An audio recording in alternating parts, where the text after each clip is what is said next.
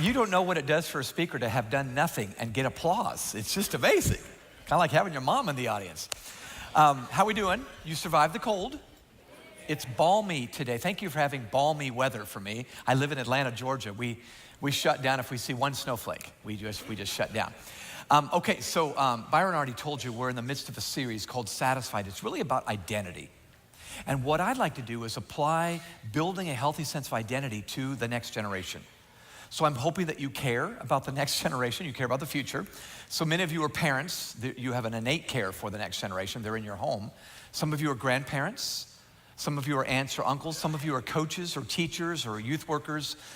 All of you, I would think in this room, would say, this is relevant for me. I'd like you to not only apply what I'm about to say to your own life and development, but also specifically to the emerging generation. In our focus groups with middle school and high school students over the last 2 years, 2017 and 2018, we found out that the vast majority of the students we talk to say they derive their primary sense of identity from social media. That's a little scary, isn't it? It's kind of a roller coaster experience, wouldn't you say? On the comments you're getting, the likes, the unlikes, or whatever. But yeah, it's not from my family's name. It's not from where I sit in the lunchroom. It's not from the football team I play on. It's from social media. We're in a brand new day where virtual connections are sometimes replacing real connections. So this is why I think this subject is so critical. This whole idea of identity. And my title is Who Before What? We live in a country, and by the way, I love America, but we live in a country, particularly in the 21st century, where I think you would agree, we usually put what before who. What do you do? Come on, guys, what do you do? What's your name? What do you do? We ask that, don't we? We ask college students, not who are you, but what are you majoring in? I have to say it with that voice, in fact, my point is, we are so caught up in the doing, in the image, in the appearance of it all, that selfie. All I'm saying is we're so caught up in that, sometimes we miss the very root issue of what we ought to be paying attention to. And I believe if we would settle the who issue, the what will actually take care of itself. I wasn't the first one to say that. Our master, Jesus, said it 2,000 years ago. So let's jump in.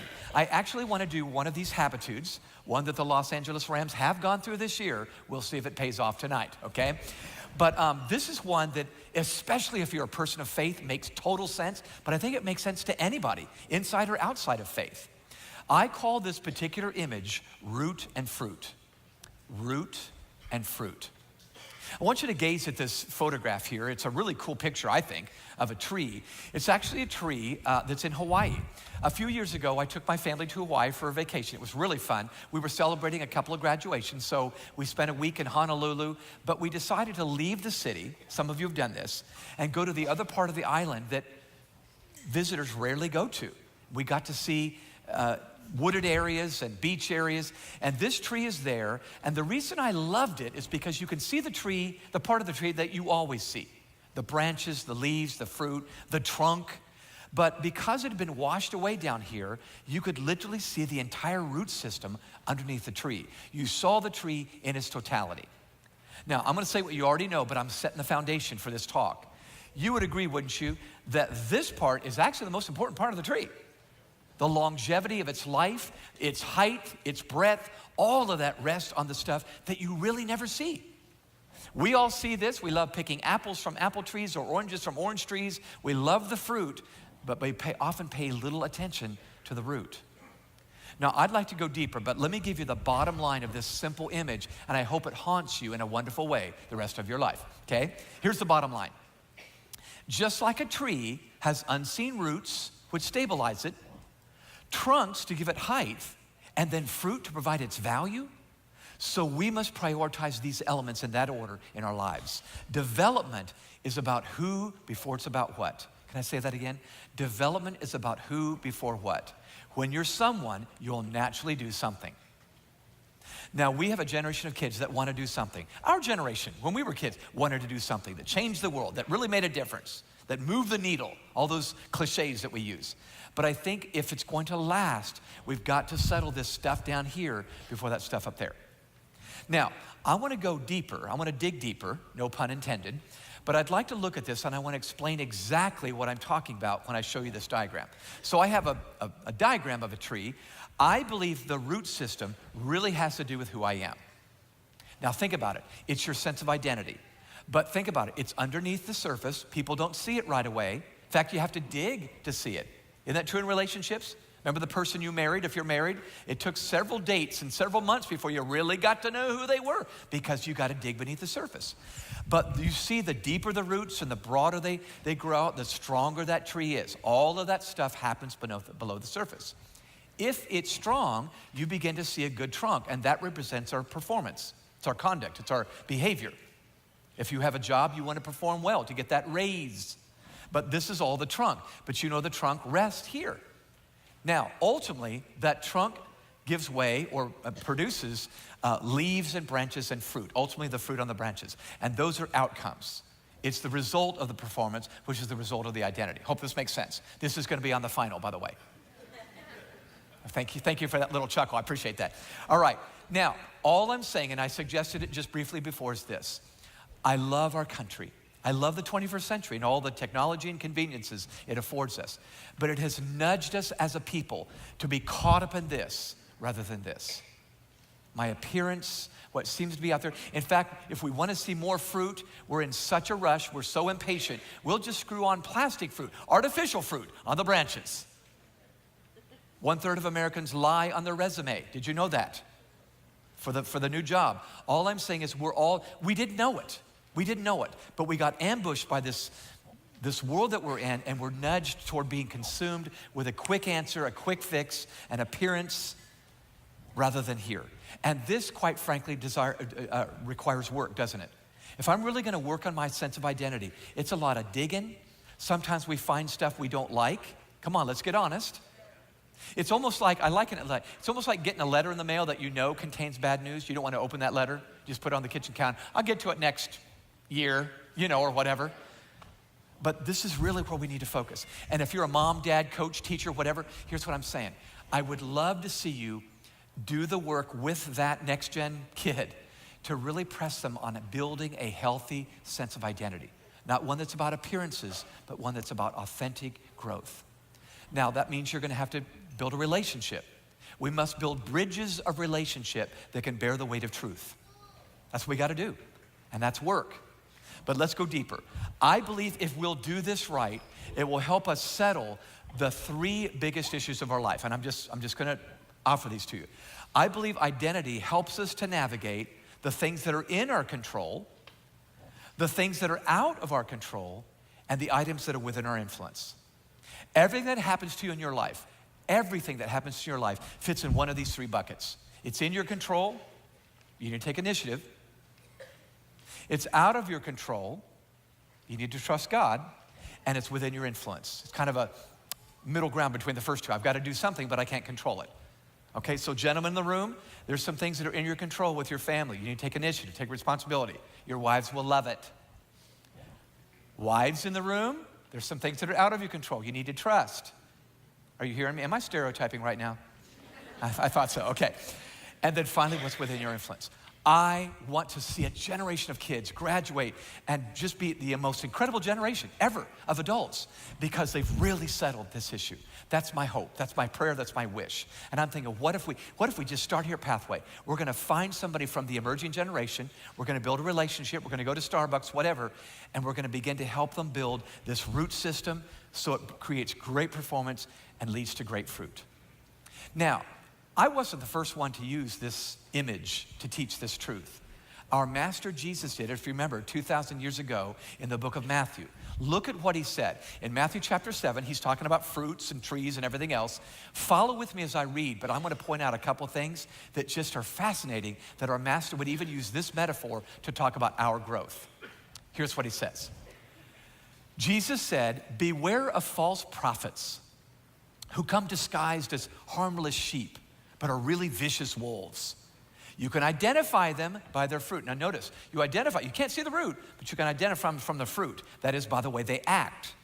Can you pick grapes from thorn bushes or figs from thistles? A good tree produces good fruit, and a bad tree produces bad fruit. In fact, a good tree can't produce bad fruit, and a bad tree can't produce good fruit. So every tree that does not produce good fruit is chopped down and thrown into the fire.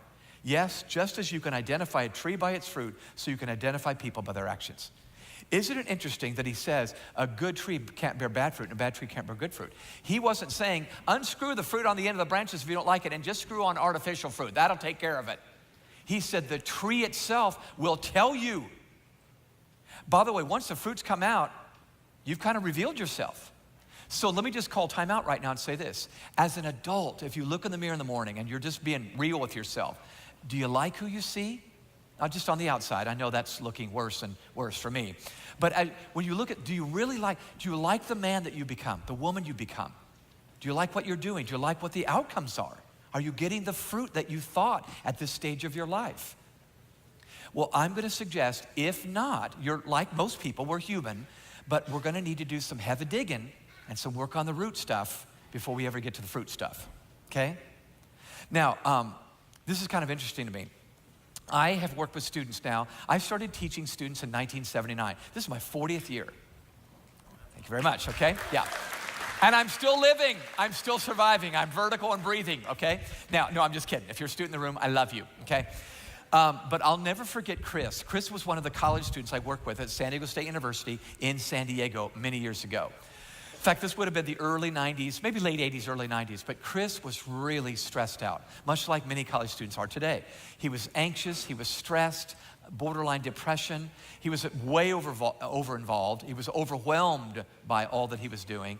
And I finally sat down with him and said, Chris, I think you need to see a counselor. I really do. I think this would be a great thing. And back then, there was a little more stigma in going to see a counselor than there is today. I don't know. I'm not a mental case. I know you're not a mental case, but you need to go see a counselor. Well, Chris went in to see a counselor, and within the first session, by the end of the session, this counselor said something extremely wise as a diagnosis for Chris's situation. I thought it might apply to you and me. Here's what she said by the end of the session. She said, Chris, I know what the problem is. You become a human doing before you ever been a human being. Interesting. Don't raise your hand, but has anybody ever felt like a human doing in here? You're doing 17 billion things and you're just trying to, and really what you're doing is surviving the day, hoping that you don't look bad to somebody else out there who might be taking a photo for social media. And we get in survival mode rather than thriving with fruit coming out. Not that your life is perfect, but when you're doing well, you have bad days, but fruit's coming out. People watch your life and you're bearing fruit, producing results. Things are happening. And I'm not saying you get famous. I'm not saying you're on TV or you write a best-selling book, but things are happening. And when you get to midlife, you're not having midlife crises, you're having midlife fruitfulness. Does that sound attractive to you? I actually think that's what God wanted for us. So, having said that, I want to dig a little deeper. Again, no pun intended. But I want to show you a diagram that I drew up that I think explains if you've got a young kid, if you've got a teenager, middle school, high school kid, maybe even a college student, and you're seeing poor behavior or bad habits, unhealthy habits, let me explain with this simple diagram, once again, of a plant. So let's say this is a weed growing up top, okay? Poor behavior, unhealthy habits, okay? What you see right there is the weed, okay? And what we're tempted to do is behavior modification. Don't talk that way, or whatever. You fill in the blank. We try to modify the behavior. In fact, sometimes that's as good as it gets. We just try to modify the behavior, keep the attitude in a corral, and make sure they don't say anything they shouldn't say. I'm going to suggest if you really want to get to the root of the problem, you got to dig deeper. Just below the surface are negative attitudes and negative emotions. I'm right about that, right? You don't have to dig very far before you see negative emotions in that teenager, negative attitudes. But if you dig a little bit deeper, what I have found in over 90% of the cases that I work with in 40 years is unforgiveness. Something has happened that they weren't able to let go of. Someone did something or failed to do something they've not been able to forgive and release. And now it's just lodged in there, almost like simmering in a crock pot. And it just stays there, festering. And if you dig deeper, what you find almost in every case is unmet needs. In other words, the reason I can't forgive is that person was supposed to meet a need that I expected them to meet and they didn't meet it. Or that person did something they should not have done and I expect it. But somewhere locked here is unmet needs. I've got a void, I've got a vacuum, I've got a hole inside that is not met. And I'm mad or sad, depressed. Sometimes anger is just suppressed depression. But listen, if you go even deeper, what you find at root, literally at root of the issue, is personal worth. I just don't feel worthy. I don't feel valuable. In fact, a lot of times you can just take it right back up. This person didn't treat me the right way. Maybe I don't deserve to be treated the way I wanted or expected. But something's happening deep down. And I'm just saying, notice how far deep you need to dig in order to get to that issue. It's not always easy.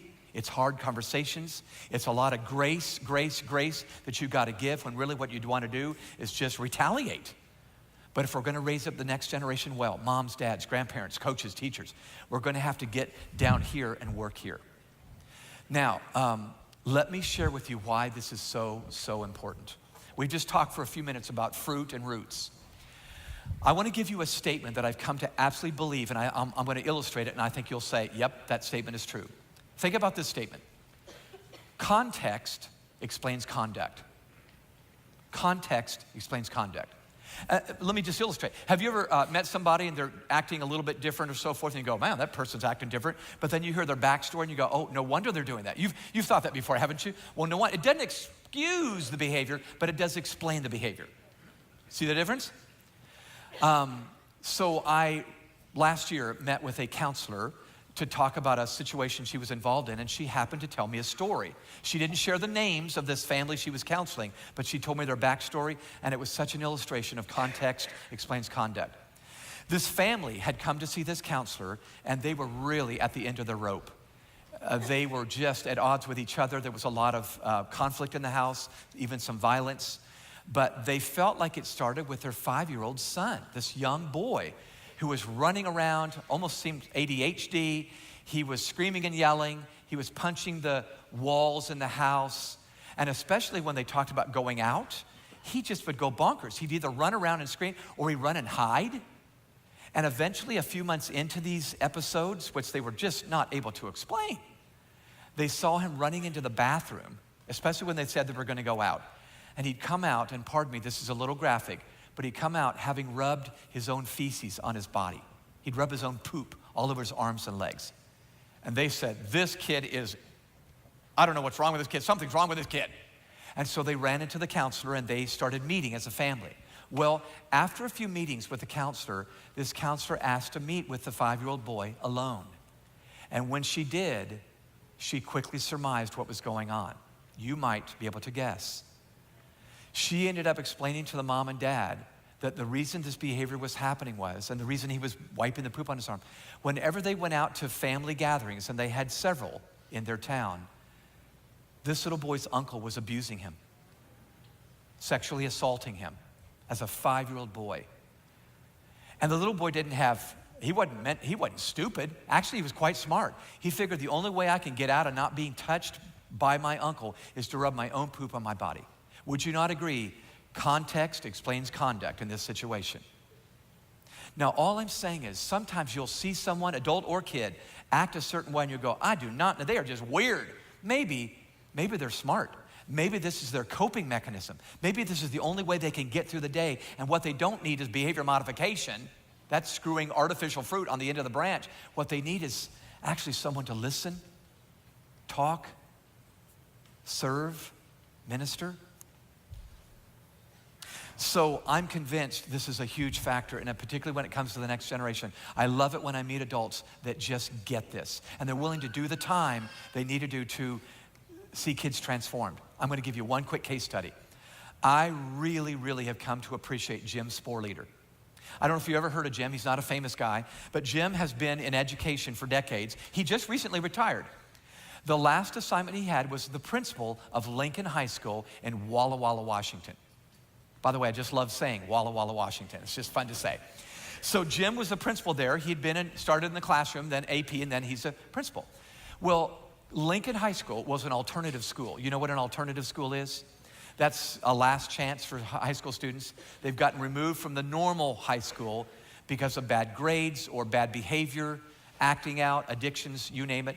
So the kids in his school are either at risk academically or at risk socially.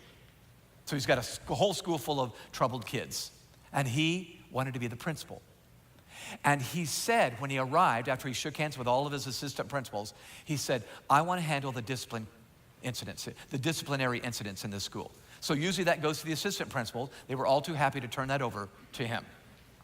Well, he decided to approach the disciplinary incidents very, very differently than he had in the past. Probably differently than most principals. So if a kid starts acting out in class, let's say a junior in high school, a male student drops a couple of F-bombs in class. That's a no-no. So the kid gets sent to the principal's office.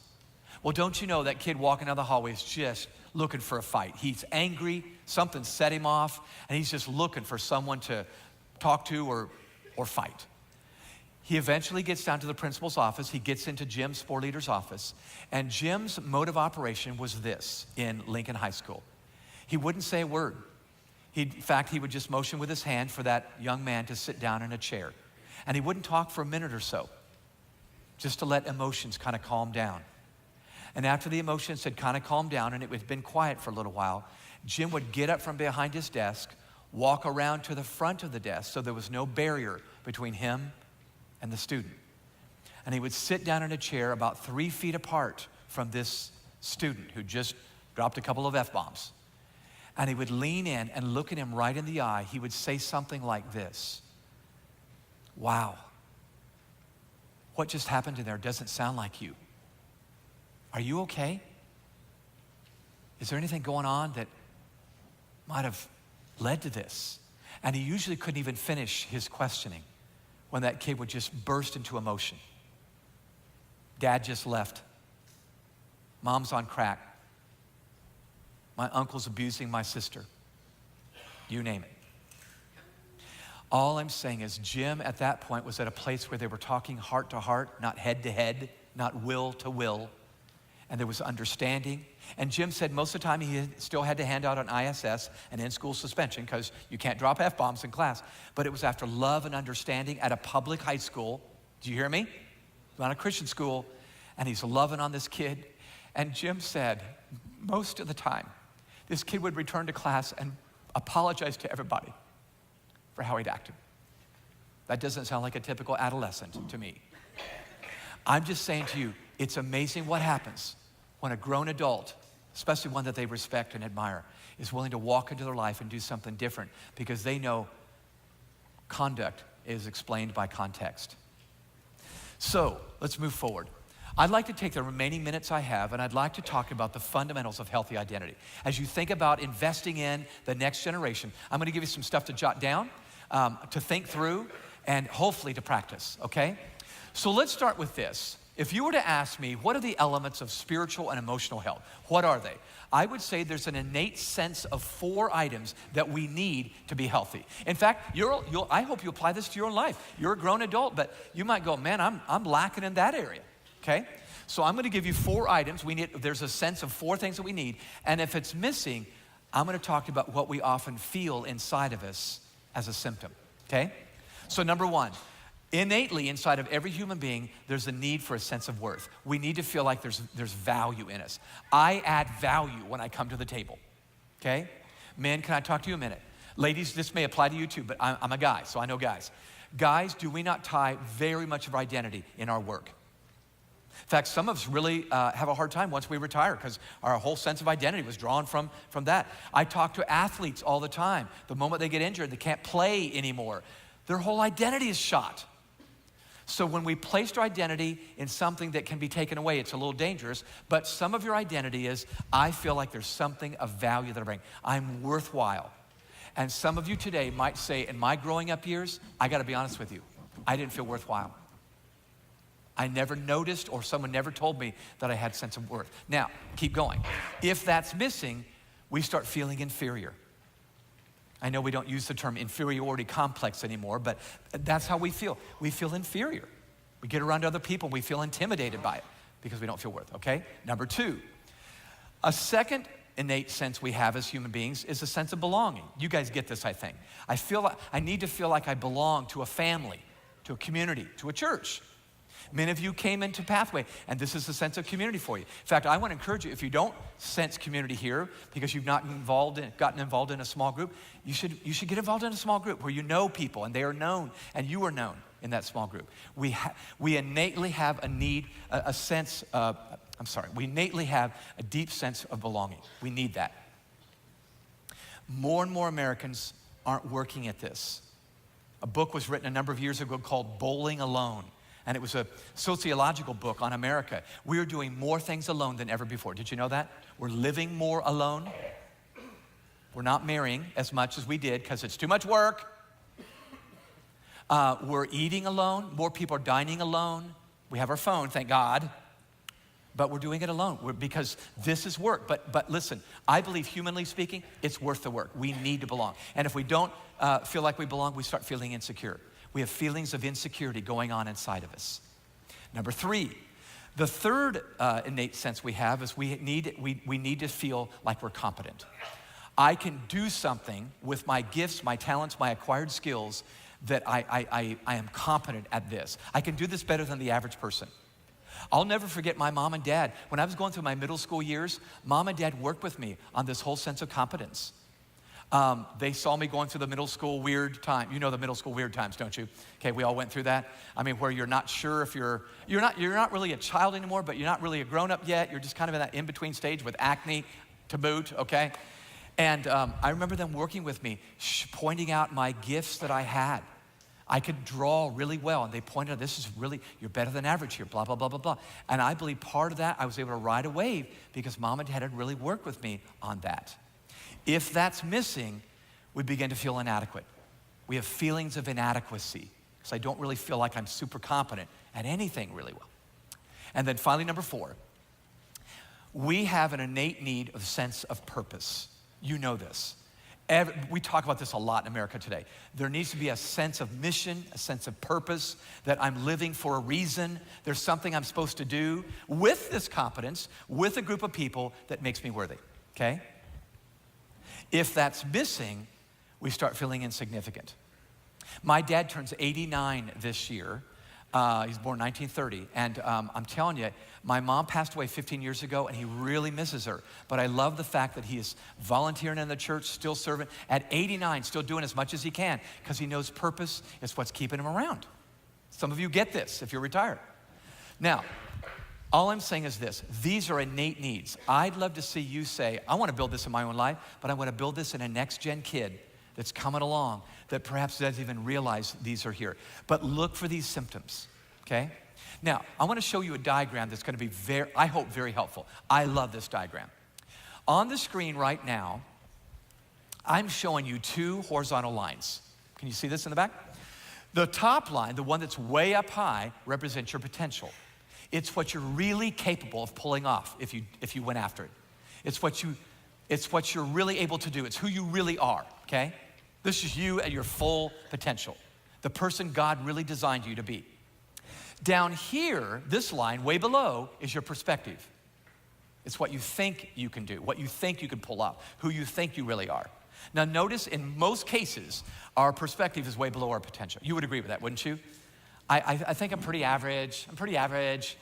We think that, don't we? Come on. Now, did you like the way I did that? Pretty average.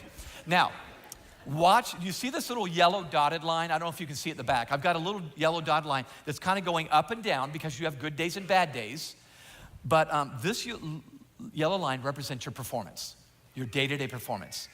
It goes up and down because you do have good days and bad days. But notice it's pretty much hovering around your perspective, because it's impossible to consistently perform in a manner that is inconsistent with the way you see yourself. Even if you're capable of doing amazing things, you will not do amazing things if you don't think you can. True? In fact, it will shock you. See right here, you had a really good day right here. If you're a student, you made 3 A's and 3 people asked you out on a date. It was a great day, okay? But you know what we normally do? We retreat right back down to average because I really don't deserve that. Have you not known people like this? And you go, why do you ambush yourself? Why do you sabotage yourself? Because I don't think I deserve any better. Most of us live here when really we could be living here. And I believe it's up to us adults to get their perspective up to their potential. Can I give you a great example? Sure, Tim. Okay, I will. Viktor Shcherbakov is a classic case study of this. You may or may not have heard of this guy. I'm going to tell a story real quick. Victor, years ago, decades ago actually, defected from the Soviet Union when there was still a communist Soviet Union to England. He came across, they were able to escape the Soviet Union, and they settled in England when he was 5 years old. So he was the kindergartner age kid. And because it was time to start school, Victor was thrust into school in England, a different country, a foreign culture. He didn't know the English language very well at all. You can imagine this was trouble. Well, by the end of the first year in kindergarten, even his classmates started thinking he was stupid, he's slow. By elementary school, he was put in the remedial groups because he was just not showing that he had any kind of potential. By the time he reached high school, one of his high school teachers, sophomore year, grabbed him and pulled him aside to talk to him. And I think he meant to encourage him, but he completely discouraged Viktor Serebryakov. He said, Victor, it's okay that you're not as smart as the rest of the kids. Just try not to slow anybody else down. Well, that was it. That was the straw that broke the camel's back. By the end of his sophomore year, Victor dropped out of high school. And for the next 14 years, he just wandered, barely making ends meet at odd jobs. He had a flat, an apartment that he lived in, but he kind of just wandered for 14 years until age 30. And at age 30, he took an aptitude test, an IQ test. And he discovered at age 30 that his IQ was 162. He was a genius. Victor said in his book, I repeat, he said in his book, my life changed almost overnight. In fact, over the next few decades in his life, he wrote 2 books, patented several inventions, ended up having a lovely family. When he died in the year 2000, he was the president of the Mensa Society. Y'all know what the Mensa Society is? It's a group of geniuses. He was the president of the geniuses. Wow. I mean, that's a good ending, don't you think? Now, can I ask you a question? Think with me. Did Victor all of a sudden get smart at age 30? No, he did not. What changed? Yeah, his perspective. It was in him all the time. He just didn't see it. And the moment he saw it, suddenly opportunity arose. I'll never forget, it was my freshman year of college. This was a revolutionary thing for me. Faith had become a big part of my life. I was trying to make good grades, but faith became a central part of my life. I grabbed my Bible and I grabbed a highlighter and I highlighted every verse in the New Testament that said anything about in Christ, in Him, or with Him. In Christ, in Him, or with Him. Those are our positional scriptures. I started highlighting those, and I drew a little diagram of myself, and I started to write down all things that God said was inside of me. Righteousness, gifts, da-da-da-da-da. It was a list. And every morning when I was combing my hair and shaving my face, I'd say those things out loud. It revolutionized who I thought I was. Somebody says, well, you're just brainwashing yourself. You're right. I washed my brain, thank God. Finally told myself the truth. You follow what I'm saying? So I don't, you call that brainwash? I like who I am much better than who I was. All I did was change what I thought was inside, change what I believed was inside, and it is. So, having said that, I want to give you that Joyce Brothers quote again. Dr. Joyce Brothers was an incredible psychologist, but look what she said. It is impossible to consistently perform in a manner that is inconsistent with the way you see yourself. So let me close this way. I want to give you 4 things to jot down. In fact, I would call this identity capital. I want to help you build identity capital so you can pass it on to the young people in your life, okay? So I believe there's 4 ingredients that make up our identity capital. There may be 400, but I know 4, and I don't have time for 400. So here we go. 4 items that make up your identity capital, all right? Number 1, awareness. I think our sense of identity begins to take shape when we become aware of who we really are. And by that I mean, I need to be able to say, I know my personality, my strengths, and the unique qualities, or the qualities that make me unique. Okay? I understand I've got some talents, I've got a style about myself that people think is quirky, but this is what makes me me. But I'm aware. Self-awareness is step 1. If you meet with teenagers, let's say, you need to be, go get coffee and just maybe have them take some assessments. But start the conversation where you begin to help them identify what's inside. I am aware of what's inside. Did you all know that back in 1962, I believe it was, the largest single chunk of gold ever discovered by mankind was discovered in Bangkok, Thailand. And it was an accident. There was a big, gigantic concrete statue of Buddha sitting out in the middle square, Thailand. And the statue had been there for so many years, it was really dirty, weathered, stained. Empty Coke cans were at the base and gum wrappers and trash. And so a priest nearby said, we need to pick the statue up, move it inside, and we need to clean it up. So he got a crew out there to pick up the statue and start moving it inside. But as they were moving it, it dropped to the ground and it cracked. Now, it had been there forever, so they were just mortified that this statue that had been there forever was now cracked, until one of the workers said, wait, look inside the crack. And that's when they realized this concrete statue of Buddha was only a shell. Inside that shell was a gigantic 8-foot-tall solid chunk of gold. Needless to say, the very bad day turned into a very good day for these guys, okay? Now, here's what I'm saying. I think that's a picture of us and students. We got a shell, and we're pretty much judging everything by the shell, are we not? Come on. You're weathered, you're old, you're stained. Inside, I believe there's a God-given chunk of gold inside of every one of us. I really believe that. And inside these kids in Generation Z, there's incredible gifts, and they're savvy, they're smart, they're probably gonna cure cancer and solve the AIDS virus. All I'm saying is it's there, but if we don't know it's there. So it starts here. We've got to become aware of what's inside. All right, number 2. The second part of this identity capital is affirmation. I believe part of our identity gets strong when I hear those I respect affirm my value, and then I must learn to affirm myself. So, in other words, you would agree with this, wouldn't you? When someone you admired growing up, some coach, some youth pastor, some uncle, whatever, or maybe it was a parent that did it well, said, I see this in you. I tell you what, there were a number of times when my son Jonathan, who's now 26, when he's 13, 14 years old, I saw him waffling, and there were several times we'd go out on trips, just father, son, and I'd say, Jonathan, you have it in you to be a man. I can tell it's in there. And I could see him perk up. I won't go into some of the stories, but it was so, and I'm just one voice, but I'm dad. And just him hearing, you have it in you to be a man. Because I know young teenagers are going, I don't know if I will ever figure out what it means to be a man. This is what we feel today, ladies, it's true.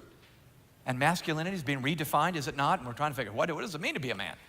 So I'm just saying there needs to be affirmation. And eventually, you need to be able to learn to affirm yourself. In other words, people need to say it to you until finally you go, I'm able to speak the truth to me. I just thought of something funny. I have a couple of lines. My wife hears me talking to myself all the time. I do, I talk to myself. And when she goes, what are you talking to yourself for? I go, sweetheart, there's 2 reasons why I talk to myself. Number 1, I love talking to intelligent people. And number 2, I love hearing intelligent people talk. She rolls her eyes and walks away. Anyway, okay, so affirmation. Number 3, association. I think part of a healthy sense of identity is us becoming a part or associating with a community, a family, some group. We will not develop a healthy sense of identity in isolation. I don't think human beings can do this. If they can, it's 1 in a billion. So here's what I need to feel connected to a family or a community. I need to belong. If you were from England, Ireland, Scotland centuries ago, you had a family crest. Remember seeing a family crest? It was this neat shield that had emblems on it and icons. It stood for your family name. In fact, your family name was everything back then. We're kind of broken now and dysfunctional in many ways, but family name was huge. That was the association I had with the Elmores or the Smiths or whatever. I'm saying you and those kids around you need to feel connected to community. And by the way, can I add, I'm not against social media. It cannot be a virtual community. That doesn't do the trick. We've seen this. Some good things happen through virtual connections. I think we need to be face-to-face with people who love us and that we love, people that know us and we know. In fact, if you're saying, I don't think I'm connected, this church may not be the total answer, but this church has small groups. It's got places to serve, and I'm just saying plug in. Find a community that you belong to. Can I get an amen from the choir? Okay, all right. And then finally, the last one, achievement.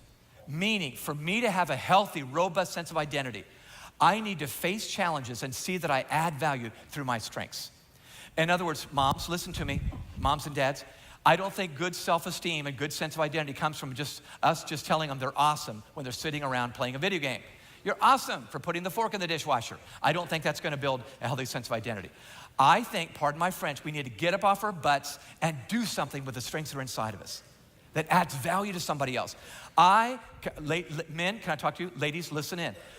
Men, there's something God hardwired inside of us that when we go out and work and use our gifts and provide for a family, we just feel like the knight in shining armor comes out. And when we're not able to do that, men do very bad things. Ladies, it may be the same for your gender too, that you need to be able, somehow we need to be able to achieve something. So it's not all here, but it's 1/4 of it. Okay, I'm out of time, so I need to close this way.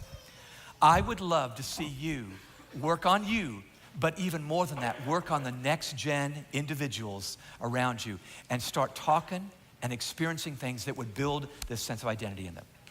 Now, a few years ago, I met an incredible teacher that you might have heard of. She's out in California. Her name is Erin Gruwell. She had a movie made about her life called Freedom Riders. Anybody see Freedom Riders a number of years ago? Yeah, great movie. Okay, well, I'm about to show you a clip. Erin Gruwell and I have interacted quite a bit. We had her speak at one of our conferences. But Erin said, I just began to use my class and the subject I taught to build identity in these kids. So you need to know she taught at-risk kids. Most of the high schoolers that were in her class were gang members.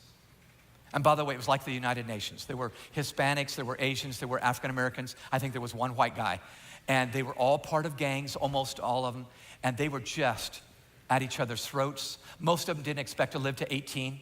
There was so much violence on the streets and drug trafficking and so forth. Well, there she was teaching literature and English, which they did not have any interest in. And she began to use it as a platform. And for an entire year, she loved on these kids and loved on these kids and loved on these kids. The clip you're about to watch is from a true story. In fact, Erin told me this clip doesn't even do justice what happened this day.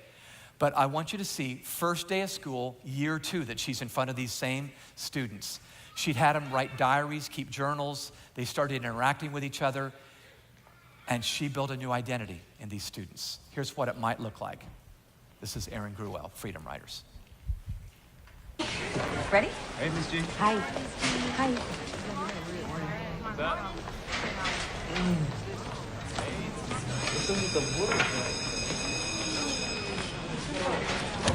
Okay, guys, gals, listen up. This is what I want you to do. I want each of you to step forward and take one of these Borders bags, which contain the 4 books we're gonna read this semester. All right. They're very special books, and they each remind me in some way of each of you.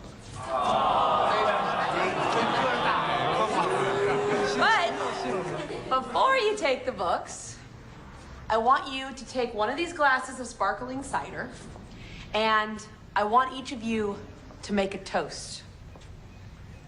We're each gonna make a toast for change. And what that means is, from this moment on, every voice that told you you can't is silenced. Every reason that tells you things will never change disappears. And the person you were before this moment, that person's turn is over. Now it's your turn. Okay? Okay. You ready to get this party going on? What? What's the deal here?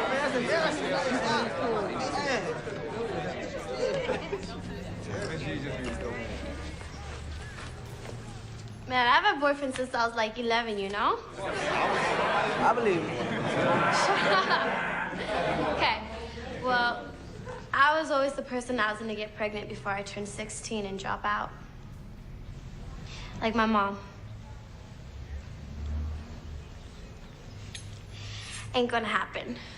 Nobody ever listens to a teenager. No, everybody thinks you should be happy just because you're young. And they don't see the wars that we fight every single day. And one day my war will end. And I will not die. And I will not tolerate abuse from anyone. I am strong. My mom's kicked me out when I got jumped into the gang life. But I like her to see me graduate. I like to be 18.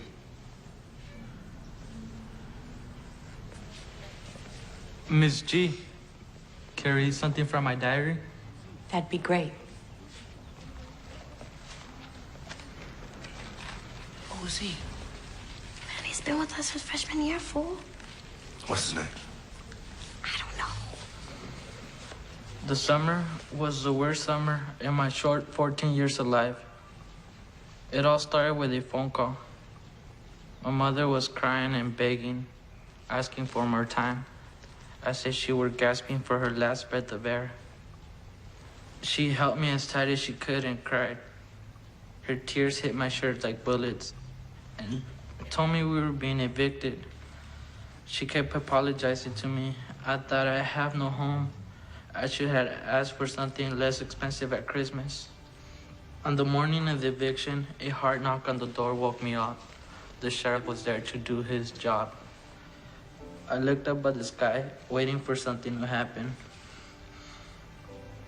My mother has no family to lean on, no money coming in.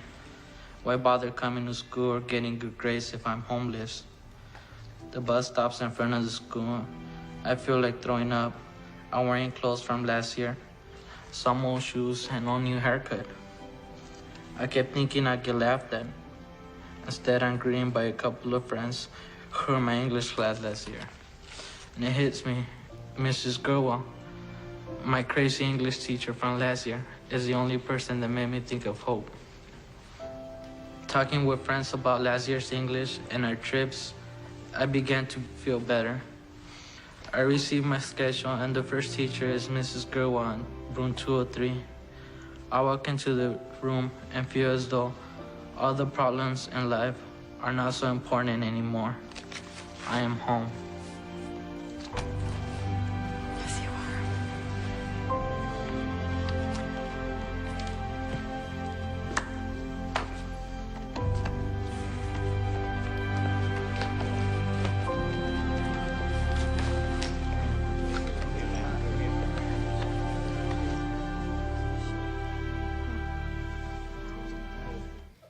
So, Erin Gruelle taught English, but she built those 4 qualities we just talked about.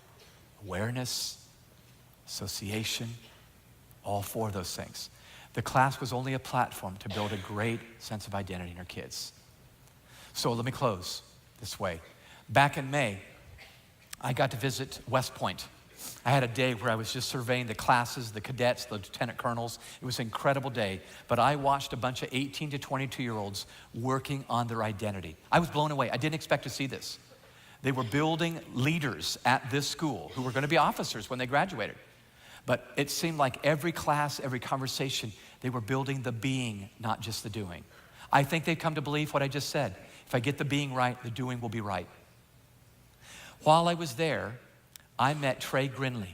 Trey was a senior. He was a cadet. And I was taken by Zach Thomas. He's an alum. And so the 3 of us posed for this picture. I had mentored Zach, and Zach had mentored Trey. So it was a three-generation mentoring thing going on. But I'll never forget a meal I had with Trey. It was brief, but it was powerful. I talked to him, and I felt like I was talking to a peer. He was very thoughtful, very reflective. But when I asked him, I said, man, you're about to graduate. What are you going to do next? What are you going to do with your life? That was the typical question we ask of college graduates. He said, oh, Dr. Elmer. And by the way, there was not a hint of disrespect. He said, Dr. Elmer, I'm not concerned about that right now. I'm working on the man I want to become.